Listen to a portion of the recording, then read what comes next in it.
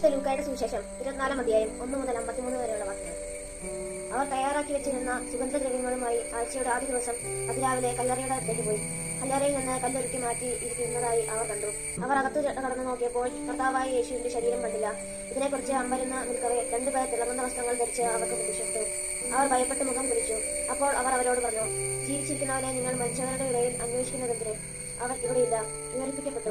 മനുഷ്യപുത്രൻ പാപികളുടെ കയ്യിൽ ഏൽപ്പിക്കപ്പെടുകയും ക്രൂശിക്കപ്പെടുകയും 3-ാം ദിവസം ഉയർത്തെഴുന്നേൽക്കുകയും ചെയ്യേണ്ടിയിരിക്കുന്നു എന്ന് താൻ ഗലീലയിലായിരിക്കുന്നപ്പോൾ തന്നെ അവൻ നിങ്ങളോട് പറഞ്ഞത് ഓർമ്മിക്കുകയും.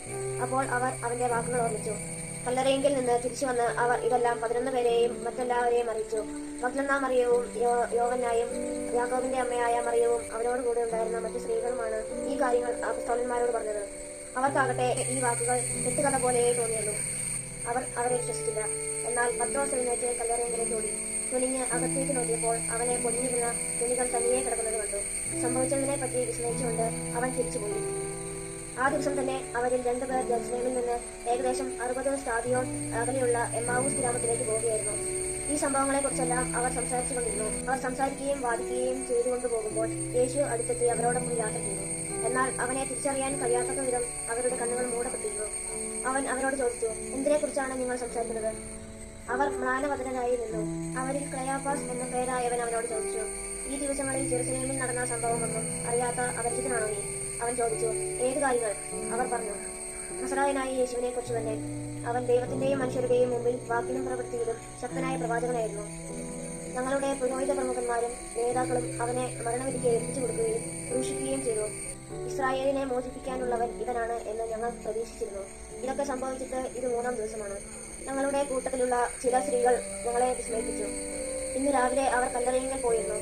അവന്റെ ശരീരം അവർ അവിടെ കണ്ടില്ല. അവർ തിരിച്ചു വന്ന് തങ്ങൾക്ക് ദൂതന്മാരുടെ ദർശനമുണ്ടായെന്നും അവൻ ജീവിച്ചിരിക്കുന്നുവെന്നും അറിയിച്ചുവെന്ന് പറഞ്ഞു. ഞങ്ങളുടെ കൂടെ ഉണ്ടായിരുന്നവരിൽ ചിലരും കല്ലറയിലേക്ക് പോയി. സ്ത്രീകൾ പറഞ്ഞതുപോലെ തന്നെ കണ്ടു. എന്നാൽ അവനെ അവർ കണ്ടില്ല. അപ്പോൾ അവൻ അവരോട് പറഞ്ഞു, ഭോഷന്മാരെ പ്രവാചകന്മാർ പറഞ്ഞിട്ടുള്ളത് വിശ്വസിക്കാൻ കഴിയാത്ത വിധം ഹൃദയം മന്ദിച്ചവരെ, ക്രിസ്തു ഇതെല്ലാം സഹിച്ച് മഹത്വത്തിലേക്ക് പ്രവേശിക്കേണ്ടിയിരുന്നില്ലേ? മോശ തുടങ്ങിയ എല്ലാ പ്രവാചകന്മാരും വിശുദ്ധ ലിഖിതങ്ങളിൽ തന്നെ പറ്റി എഴുതിയിരിക്കുന്നതെല്ലാം അവൻ അവർക്ക് വ്യാഖ്യാനിച്ചു കൊടുത്തു. അവർ എത്തേണ്ടിയിരുന്ന ഗ്രാമത്തോടടുത്തു. അവനാകട്ടെ യാത്ര തുടരുകയാണെന്ന് ഭാവിച്ചു. അവർ അവനെ നിർബന്ധിച്ചു കൊണ്ടുപറഞ്ഞു, ഞങ്ങളുടെ കൂടെ താമസിക്കുക, നേരം വൈകുന്നു, പകൽ അസ്തമിക്കാറായി. അവൻ അവരോട് കൂടി താമസിക്കാൻ കയറി.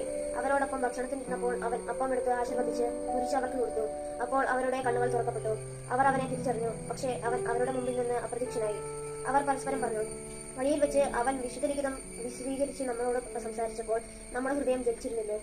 അവർ അപ്പോൾ തന്നെ എഴുന്നേറ്റ് ജെറുസലേമിലേക്ക് തിരിച്ചുപോയി. അവിടെ